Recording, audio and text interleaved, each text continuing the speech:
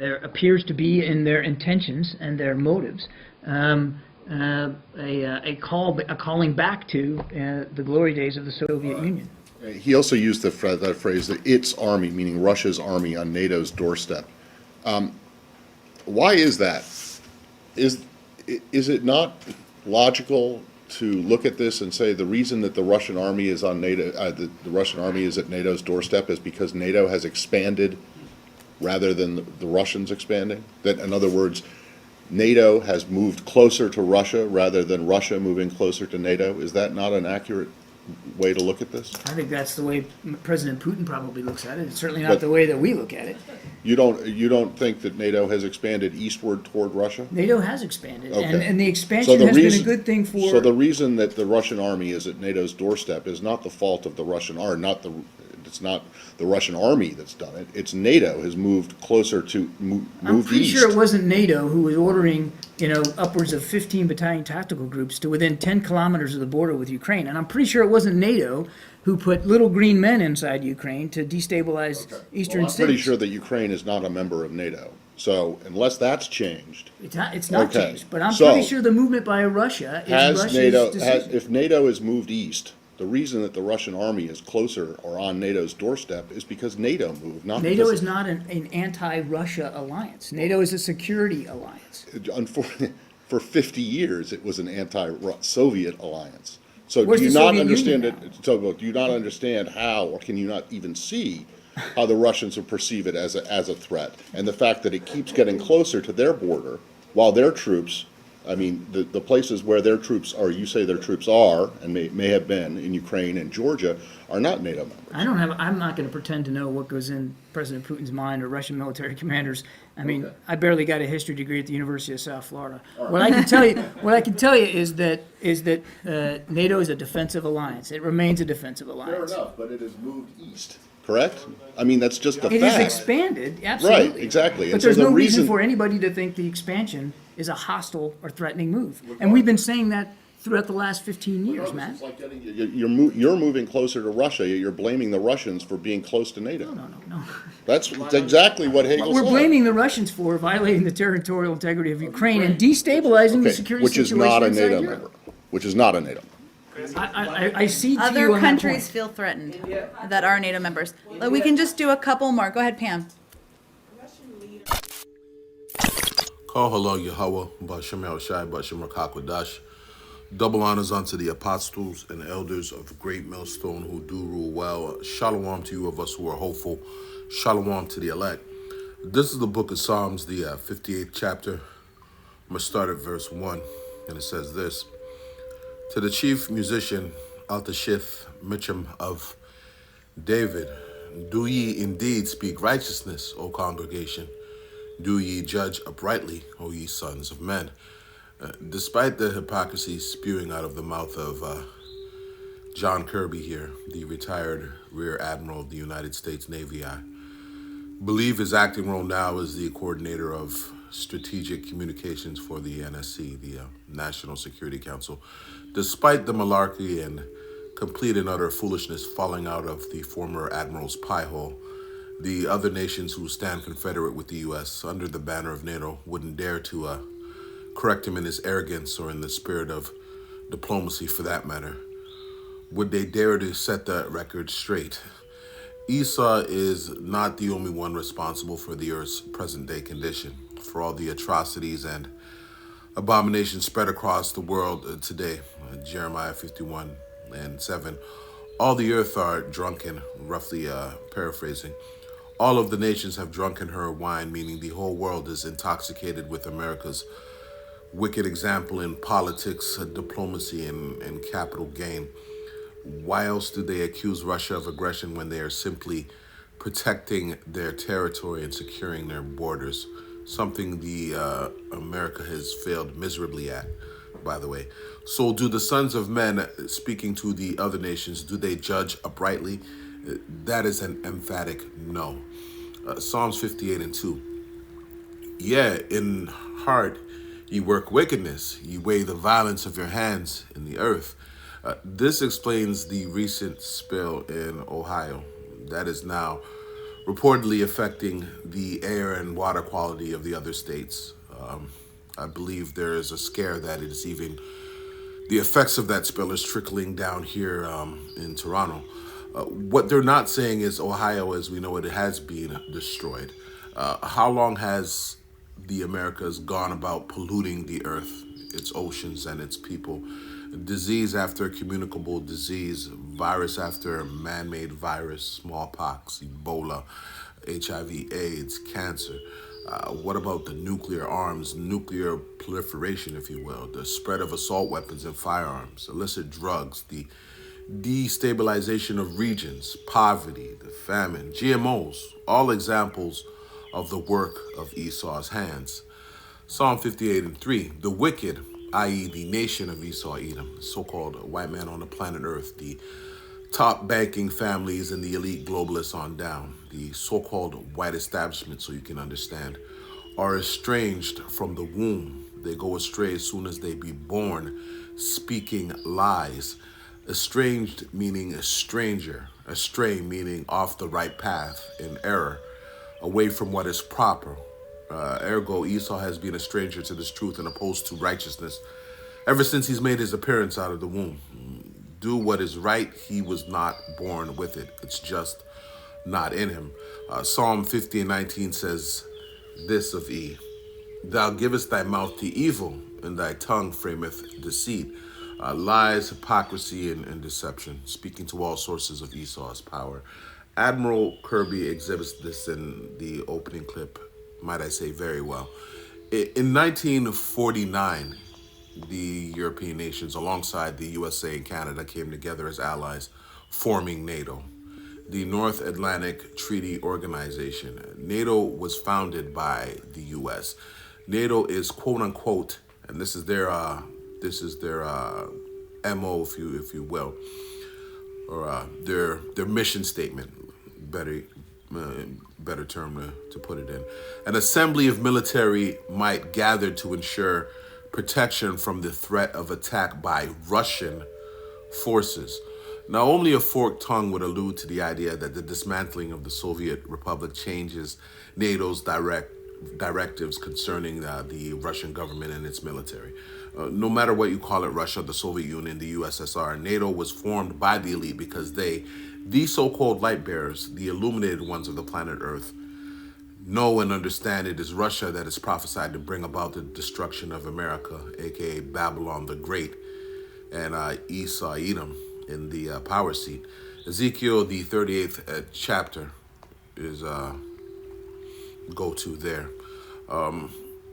Isaac Newton, whom I don't believe any illuminist isn't privy to the extent of his work, said this in the early 1700s. About the times of the end, a body of men will be raised up who will turn their attention to the prophecies and insist upon their literal interpretation in the midst of much clamor. And insist upon their literal interpretation in the midst of much clamor. Clamor meaning loud and confused noise, and opposition. Now, who do you suppose that statement is in reference to? And if he knew that much, how much do you think the elite know today? Verse 4, their poison is like the poison of a serpent. They are like the deaf adder that stoppeth her ear. No amount of reasoning can persuade him to do the right thing. You might think I'm talking about Admiral Kirby, and I am, in fact, but really it speaks to Esau Edom. He's, no matter what you say, he's just not trying to hear it. Esau's poison is his philosophies. At hand, his style of governing over people under the guise of what he calls democracy. Now, the word democracy comes from the Greek word demos, meaning common people. Common folk are known as a mob, common. Remember, think about in the antiquities when they had the common and vulgar folk. So common folk, it really speaks to a mob. Crasi is from the Latin kratia, kratos being the Greek. They both mean the same thing: power, might, strength, sway, authority, rule. Ergo, democracy simply put means mob rule. If 51% of the people vote for Joe Blockhead, then Joe Blockhead becomes president, your commander-in-chief, and the one they hand the nuclear launch codes too. There's no refuting it, I mean, that is what it is. Incidentally, the word demon and democracy share the same Proto-Indo-European root, meaning to divide. And that is exactly what democracy does. It creates a division of the people. Let's go back to the book of Psalms, the 50th chapter. We're already in Psalms, but let's go to the 50th chapter. We'll start at verse 16, and it says this. But unto the wicked Yahweh saith, what hast thou to do to declare my statutes, or that thou shouldest take my covenant in thy mouth? Esau has nothing to do with the Bible. Speaking to the scriptures, of course. Never mind the promises made between we Israelites and our power, Yahweh Bashem Yahushai, much less the declaring of laws, statutes, and commandments. Psalm 15:17, to the point. Seeing thou hast hated instruction and casteth my words behind thee. Meaning Esau hates all instruction, but it never stops him from telling you what to do. Name one government leader that uses the scriptures to govern the people. And Ronald Reagan declaring in 1983 that to be the year of the Bible, that doesn't count. Yet when a government official gets appointed to office, he's sworn in by placing his hand on the Bible. Something else the scriptures tell you is a faux pas, is a not to do. You're not supposed to. But scriptures say, let your yeas be yeas and your nays likewise, right? So in any event, the name of the appointment ceremony is called an inauguration, which means to what? Stand in place of the demons. Or simply put, to appoint a witch or warlock. Don't take my word for it. Look it up yourselves. Hence the idea we are ruled over by demons, not being so far-fetched. Communist, socialism, democracy. The truth is democracy is no different than communism, except that the people are under the illusion they have the right to vote. FDR said, presidents, and that's Franklin Delano Roosevelt said, presidents are selected, not elected, and they are done so far in advance of any rally or campaign trail. The other thing I wanted to point out, and then we can close out, I did not intend for this to be long. It's just I came across this clip and I had to speak on it. America is truly the land of confusion spoken of in the scriptures. Babylon in the Hebrew means confusion. And America being the greatest author of confusion. Case in point, just off the top, how many so-called people of color are serving sentences in double digits for the possession of marijuana with the intent to sell?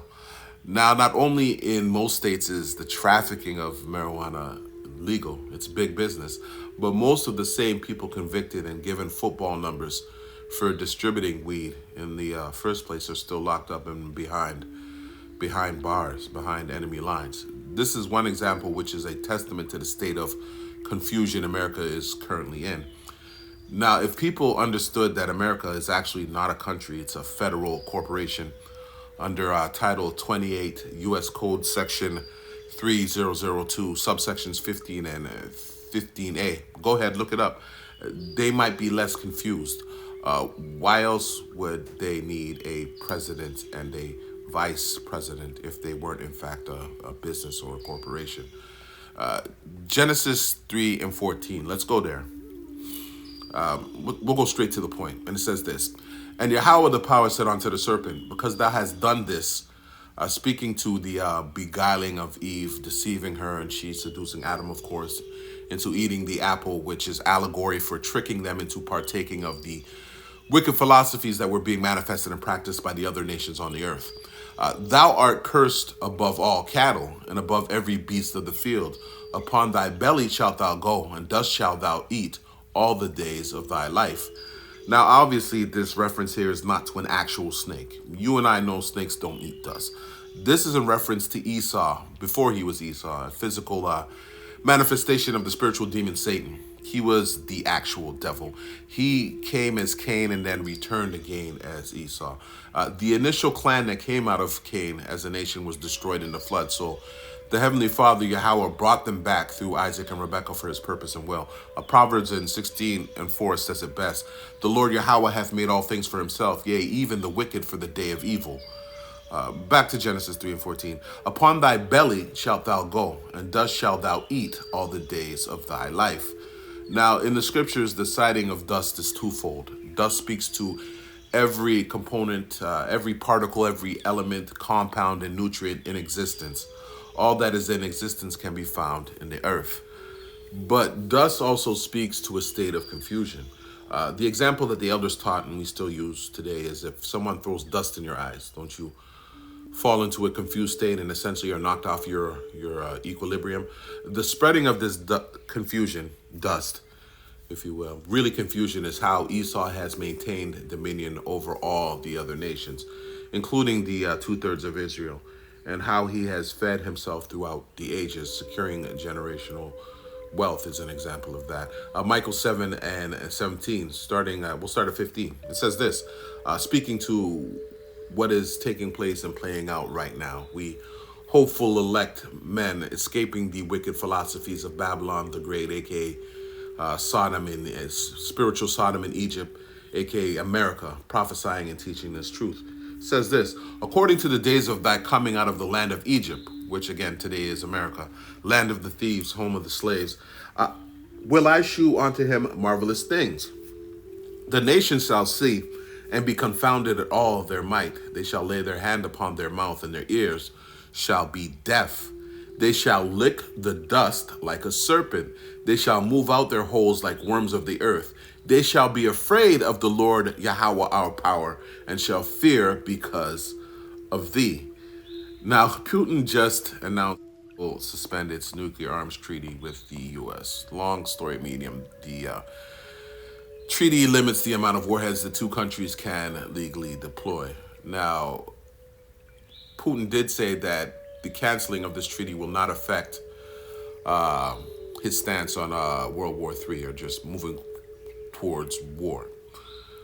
But what does Biden do? He announces more sanctions to be enforced against Russia, when the experts with an S, have all gone on record to say that sanctions are not working against Russia. In fact, said sanctions are doing more harm to the U.S. and Europe. It doesn't take a nuclear physicist to see who's really the intended target. To add insult to injury, Biden confesses to the U.S.'s involvement in the Nord Stream terror attack, which, if you're familiar with my channel, tell us something we don't know. I mean, did I mention that Serbia in the Balkans has come out to say everyone, meaning every nation, is preparing for war. As quick as Serbia can make rounds and ammunition, they're being sold. And 2, China's president is planning his first trip to Moscow since Russia's invasion of the Ukraine. Now, according to the White House, China's intent is to offer Russia lethal aid. China responded, calling it fake news. But you want me to believe that America is not intentionally poking the bear. Everything being done points to the opposite of what America says democracy is. I don't know of one able body outside of the Fed who wants America to go to war. Americans are asking for affordable health care. They want gas and food prices lowered. They actually want real food, but that's besides the point.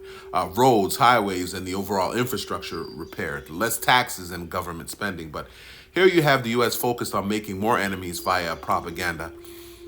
Psalm 68:8. I can't help for that to come to mind. Moab, the biblical name for China, is my watchpot. This is the Lord talking. Over Edom, i.e. America in the power seat, will I cast out my shoe.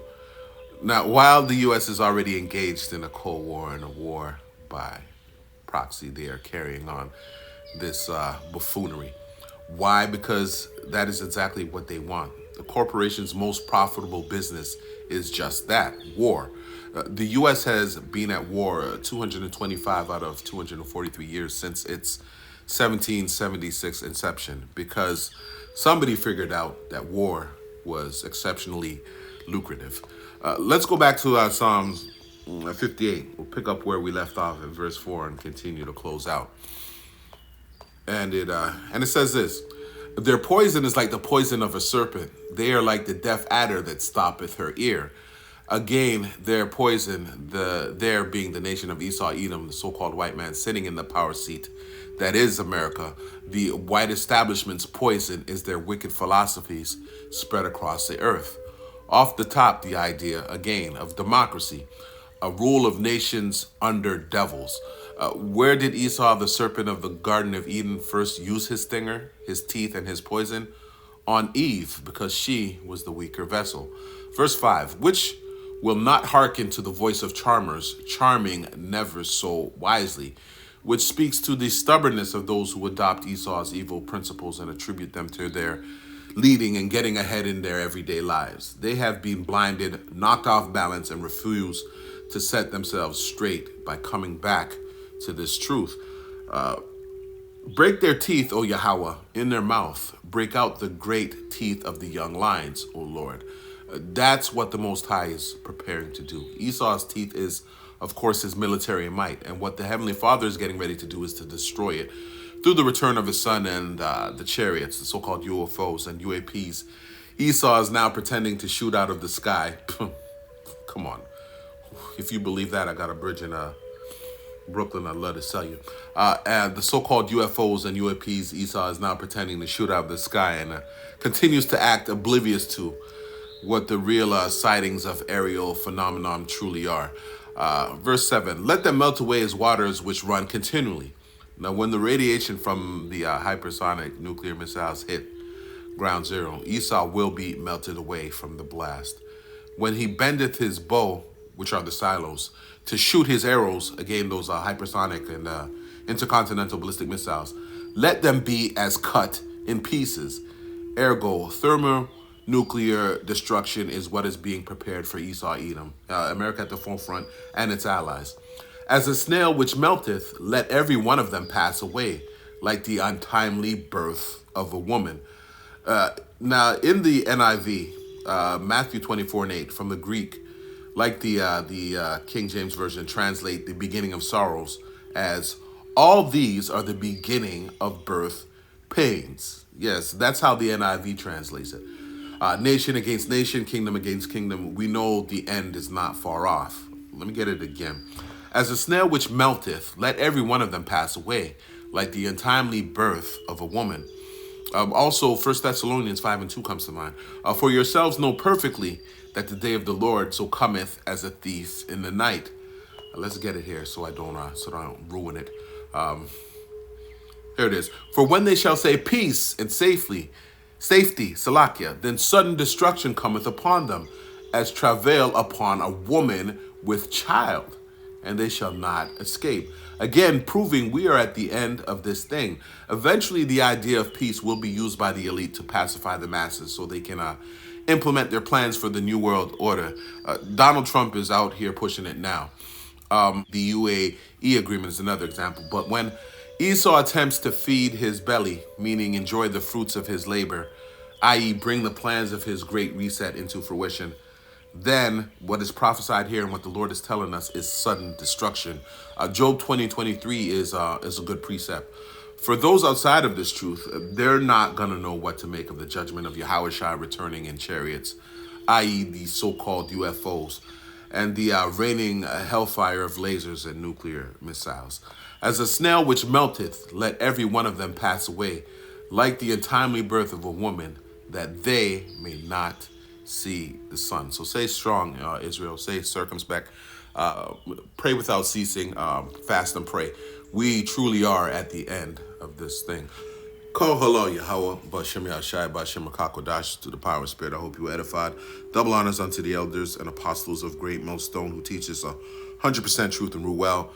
Salutations to the hopeful elect. Remember, no test, no jab, and damn sure, don't take that C to the H to the I to the P. Shalom, Yasharallah. Shalom to the elect. War III has never been closer than it is right now.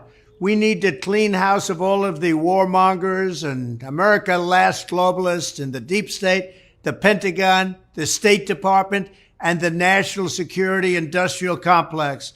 One of the reasons I was the only president in generations who didn't start a war is that I was the only president who rejected the catastrophic advice of many of Washington's generals, bureaucrats, and the so-called diplomats who only know how to get us into conflict, but they don't know how to get us out.